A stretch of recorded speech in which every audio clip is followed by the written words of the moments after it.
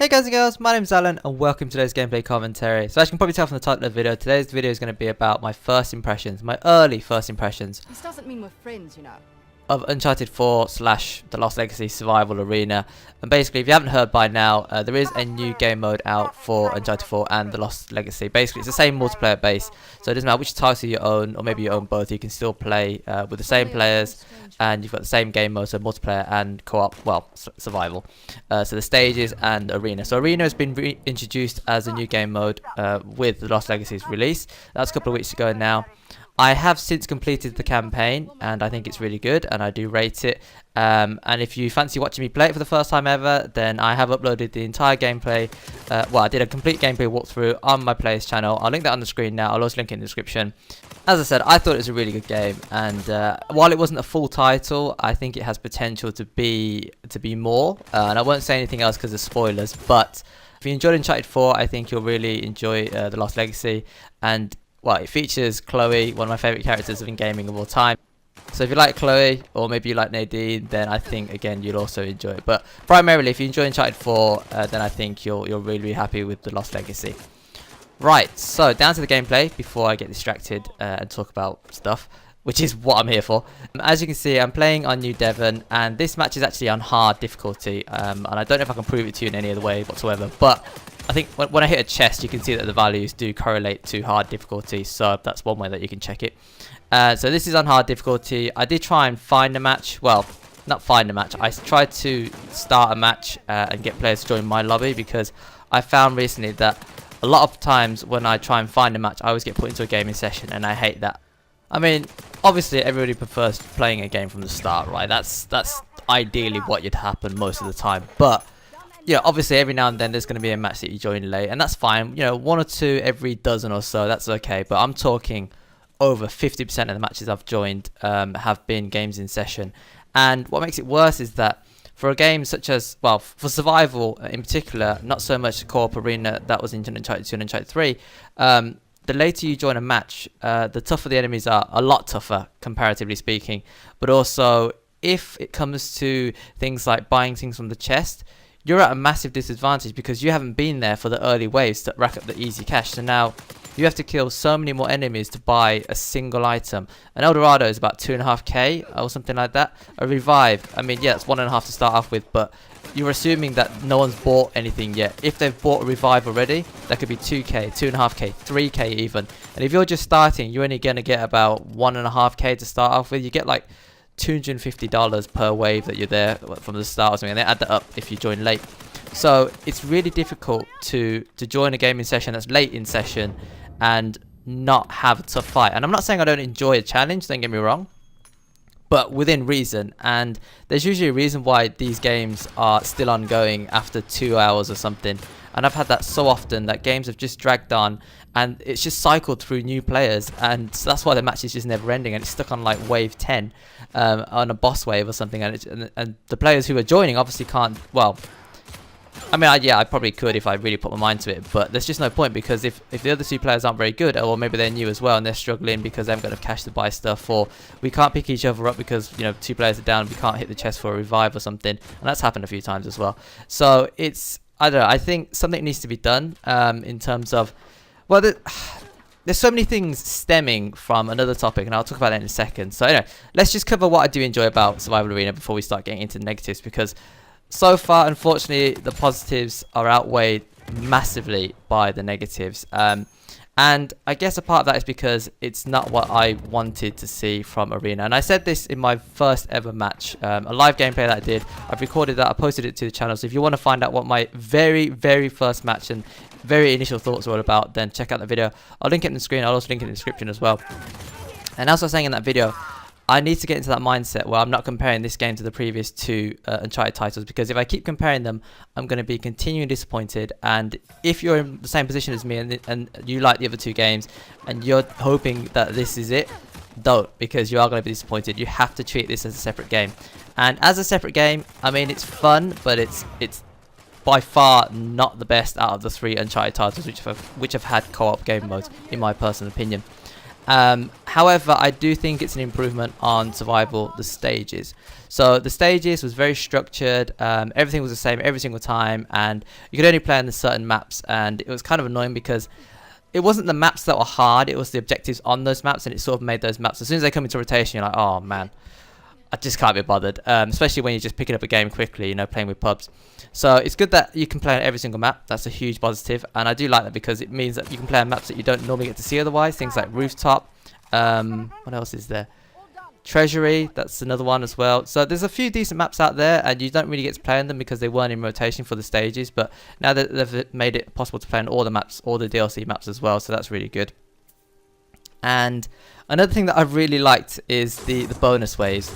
Now, it's only a chance of getting a bonus wave on wave 5, where you get like not necessarily a silly objective, but something like it could be melee only, and then you have to get, if you get heavy melee kills, not heavy melee, charge melee kills, then you get bonus cash. But something really fun happens when you get a charge melee kill. And then there's things like if you get rope swing kills only, you get extra cash.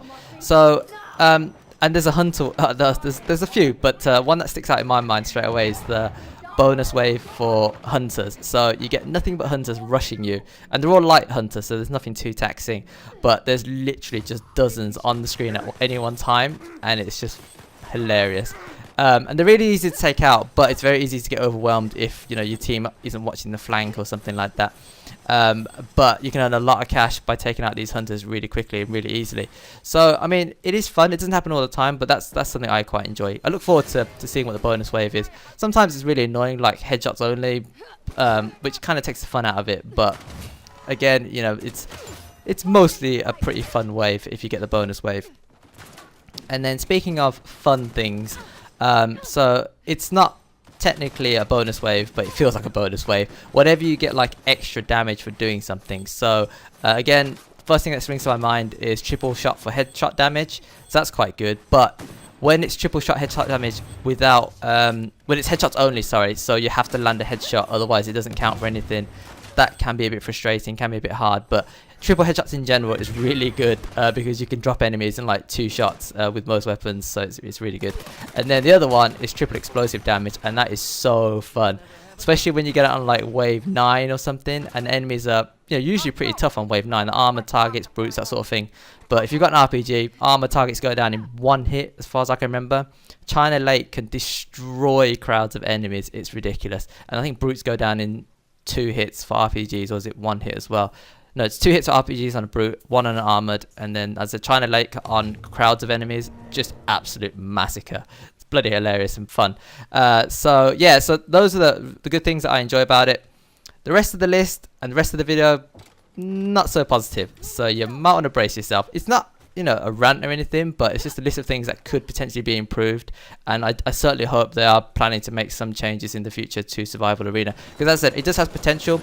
It's a lot more fun than stages, and now that this is out, I don't think I'll ever play stages again. I haven't even got the hardcore badge yet, and I don't care for it, because getting the platinum badge, well, sorry, not the platinum badge, getting the crushing badge was a big challenge for me, and I'm happy to show that off for the rest of time, because hardcore, I mean, anyone can get hardcore if you play it enough times, but the crushing 3 stars, I don't think many people have that.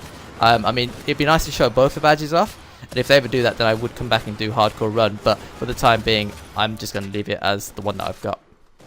Right, so the thing that I was going to talk about earlier before I decided not to go into it without starting from the very beginning is the fact that there's no life system in Arena. Now, in my once video, my wish list all those years ago, I did say that they needed to improve the life system. I thought it was fine in Uncharted 2.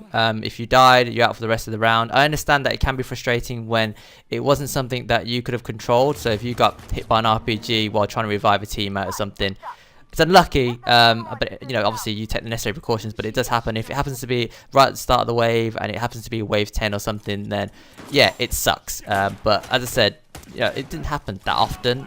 You could sort of, if you had a good anticipation of enemy movements and that sort of thing, then it didn't happen that often, but it sucks when it did happen. So I can see why they thought they needed to change it to in Uncharted 3. Now in Uncharted 3, they got rid of that one life to live system and they put in a shared life system. And this was awful in so many ways. There was nothing good about it, apart from the fact if you played with friends, good friends, then effectively you were guaranteed to succeed in a match because you'd only use up maybe 1 or 2 out of the 9 lives that were available to you and the rest of your teammates. However, if you were playing with people who weren't very good and they managed to waste all the lives in waves 1, 2 and 3, then the rest of the match would be very hard because then you'd effectively be playing under a 1 life to live system, which, as I said just a second ago, I'm fine with doing, but with pubs who probably will die at wave 7, wave 8, 9 and 10, and then it'll just be a 2-man game, you know, what's the point in that? I might as well be playing just as a duo with a friend or something in that case. So I think yeah, it's bad in so many ways, and I'm glad they've got rid of that, because if they'd brought that back to Uncharted 4, I'd have cried probably. However, I think they've taken the easy route, so they couldn't think of a life system to put in. They obviously didn't. They could have used Uncharted 2s again. They didn't want to. 3s wasn't very well accepted, as far as I know, so obviously they couldn't use that again. And so their solution was just to not put a life system in, which I think is a bit of a cop-out. They definitely should have put something in, because the situation we have at the moment is that matches can drag on indefinitely. I remember very early on when the survival stages was released, and I joined a match and it was over 24 hours ongoing. And I thought that must be a glitch or something, and I don't think I stayed because basically every player was new and it was a boss. It was stage 8, pirate colony, boss wave, and every player was brand new because obviously it cycled through. And could you imagine at the start of survival stages trying to take on that wave without any sort of cash, with lower level weapons, no mysticals, that sort of stuff? Just unbelievable. So anyway, getting sidetracked. So I thought it was a 24-hour match, and I thought it was a glitch. So it was over a 24-hour match. So it must have been that match must have been ongoing since whenever, and players had just joined left. So everyone stayed for maybe a round or two, and it swap out to another player, and then so on and so forth. So that's the situation we've ended up with. Matches can just go on indefinitely, and that's terrible, because I hate quitting matches. I'm not a rage quitter. I will always try and stay to the bitter end, even if a match is ridiculously hard. I hate rage quitting, and I don't think you learn anything from quitting. Like some of the best challenges to beat are the hardest challenges to beat, and when you beat those challenges, then that's the best feeling, because obviously it was really hard to do. However, I'm really torn in this game, because on the one hand, I know that I could probably stay for another hour and we'll probably maybe get it done, especially if the bad player eventually decides to leave. But that's an hour of my life wasted. I could play 2 other matches with better players if I go and search for another game or something. So I think, I don't know, I don't like it, and I think maybe they should implement something as a cut-off point, like hour-long tops, because if it goes on past the hour mark, you start to not give a damn, and your performance is just a lot worse. And as I said, I hate rage quitting, but I've got to that point now where I start to think to myself after a certain amount of time, is it worth me staying? Because it's just not going to get any better from this point on. And so I think losing a life system is a really bad thing.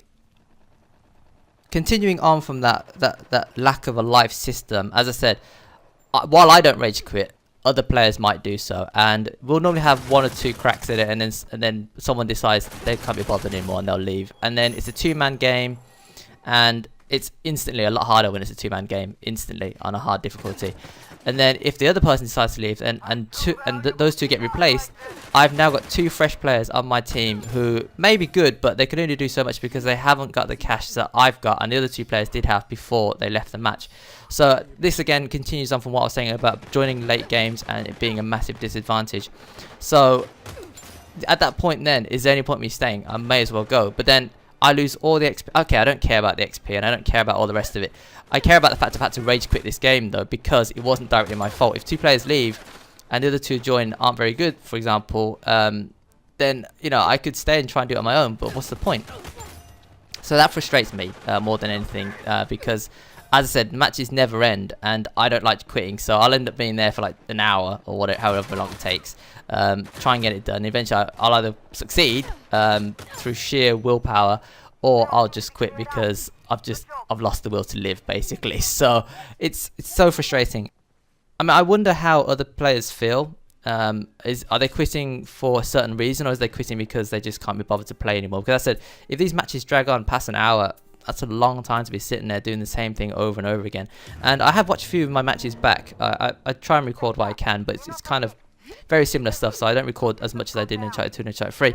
But you can get through waves 1 through 9 in about 20 odd minutes, depending on who you're playing with and obviously what objectives you get. But then sometimes wave 10 will take like 20 minutes on its own, and that tells you a lot about this game, and I think that's one of the things that's really bad. And again, this comes from the fact that wave 10 is usually either a boss wave, so you can get either Baldridge, you can get Avery, you can also get the Indra boss, and you can also get the El Dorado boss. And I don't know if they've taken it out of rotation recently, but the Hydra wave, that can be a nightmare on certain maps, and with poor players who don't know what they're doing, oh my life, that is the worst wave 10 that you could possibly get. Worse than I'd say than El Dorado boss, and I think the El Dorado boss is pretty tough. But they have toned down the bosses for Arena, which is a good thing, so I don't mind taking them on as much. They're a lot, I think, I would probably say they're on par with, even on Crushing, I'd say that the bosses are probably set to hard difficulty as a maximum in Crushing, whereas in the stages, Crushing bosses would be a lot harder to fight, so I think that's not too bad. Yeah, so, long story short, if matches go on indefinitely, players eventually quit. If players quit, then when you try and find a match, the chances are you will join a gaming session. That is just a given. And so if more players quit, there are more games and sessions, and there are more bad experiences because you're joining games which effectively you can't win, or you can't be bothered to put too much time and effort into trying to beat, especially if it's already gone on for like 3 hours and the other two players aren't very good or they're brand new as well. So I think, yeah, all this stems from not having a life system, or whatever the thought processes was at the time. I'm confused and curious as to know why they thought not having any sort of life system and having ongoing matches indefinitely. I mean, in testing, obviously, players, they must be half decent and complete the matches in a certain amount of time. But when you play with pubs, the reality is some matches go on forever, and it's not a good thing. Sometimes you want a match to end so you can leave the lobby, so you can play another match, so you can get away from this crappy situation you're currently stuck in and you can't seem to get past. So yeah, I just think it's I don't know, I could talk about this for a long time. I already have done talked about it a long time.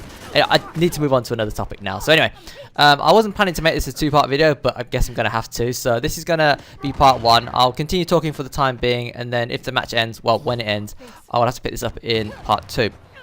Moving on, well, again, just one last note talking about bosses. So bosses, Jinn, Mysticals, I called all that stuff out in the reveal trailer. Okay, it wasn't a reveal trailer, it's just a trailer about Survival Arena.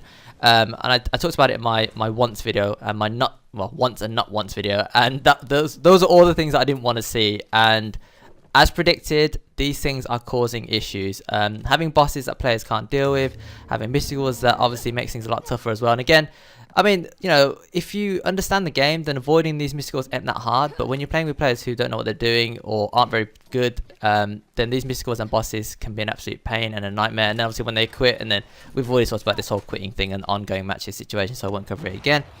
And modifiers, I mean, for the most part, they're okay, but there are some really stupid ones and some really hard ones. And players, again, have difficulty playing with them. And I don't think it helps that they don't always make the modifiers really obvious, or they don't make the objective very obvious. It's very easy when there's a lot of crap going on that you don't notice a certain modifier come into play.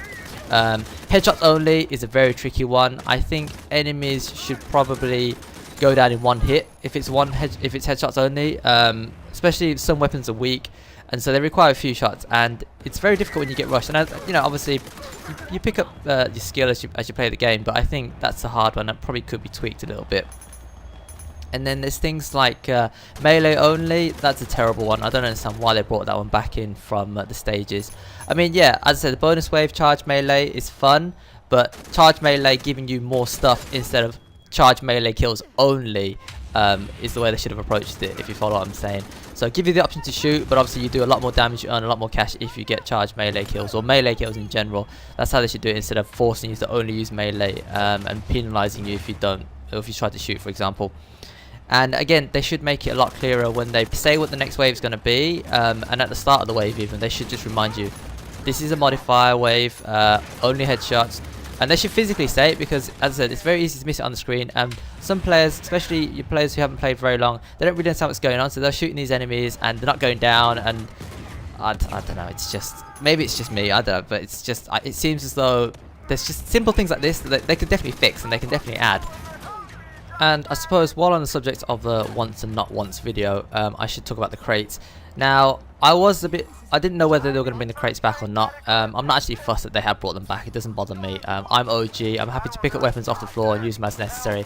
That's what I've been doing for the majority of this match, and that's what I do in the majority of my games. I only really buy mysticals and heavy weapons if necessary, but mostly it's just mysticals. Heavy weapons, I'll just pick off the floor and use those accordingly. And as I said, weapons in general, I'll just pick off the floor because it's the best way to save money, but also I'm happy to do that. I'm confident in using most of the weapons. Yeah, there are some crappy weapons, and I'll avoid those, but for the most part, I'll pick up a weapon and use it pretty much no bother. I suppose, seeing as I'm on the topic of talking about my once and not once video, referencing it, I might as well continue to talk about the other stuff that I did sort of talk about briefly in that video. One of the things was Jinn enemy types. Now, they are annoying, as I predicted they would be, but they're not that bad. They're pretty similar to how they operate in the stages. So for the most part, they're okay to take out. Obviously, when they're flying around, or flaming around rather, then they don't take any damage whatsoever, and that's a bit frustrating. A bit more explosive damage on them would be nice, to knock them out of that flying around stage, because otherwise they sort of just tank damage and escape and you've wasted a shot, so that's not ideal. But you know, out of all the things considered, it could have been a lot worse. It could have been like the Uncharted 3 Jinn, and that would have been bloody awful. A real shame to not see Gold Rush come back. I was very surprised actually. I fully predicted that it would come back, or at least I fully hoped it would come back. So it's very sad to not see it come back. What has come back is Treasure Hunt, and they brought that in from survival stages, and I'm not happy with it whatsoever. As I predicted, that would be a terrible objective wave, and it is a terrible objective wave. And I'm not going to talk about it in this video because it is coming to an end, believe it or not, and you'll see why in a second. So I will talk about that in the next video. And as you can see, this is why this wave ended so quickly. The boss, for some reason, insta died again, and I think he's died there a couple of times that I've witnessed, not obviously in this match, but in other survival stage matches. I'm sure he's died in that spot a couple of times, so it must be something to do with either the floor of the map or getting caught on the edge of the map or something. But anyway, he just instantly dies, and so that's the wave over and the match as well. I mean, we would have handled it okay anyway. This team were pretty decent. Right, so this match has come to an end, so I'm going to have to end this gameplay commentary here. I will pick this up in part 2. I'm not too sure when it's going to go out, but hopefully a lot sooner than it was between the time of this commentary and the previous match. So, until the next video, if you enjoyed the content, consider tapping on that button. I do appreciate it. And if you've got any thoughts you'd like to share with me regarding anything I've talked about today, let me know in the comment section below. Share your thoughts and opinions, and then I might even use some of those in the next video as well. But until next time, thanks for watching, thanks for listening, take care, and I will see you later.